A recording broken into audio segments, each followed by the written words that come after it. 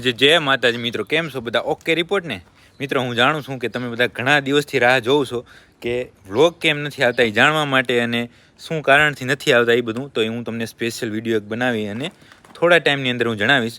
પણ લાસ્ટમાં આપણે હતા રાપર, અને રાપરથી 10 દિવસ માટે આપણે ગુમ થઈ ગયા.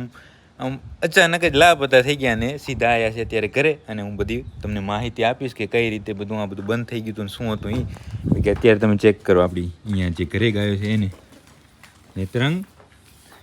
આપણે છેલ્લે અહીંયા આવ્યા હતા ત્યારે આપણી પારું છે એ વેતર ઉપર હતી ને વિયાઈ ગઈ છે.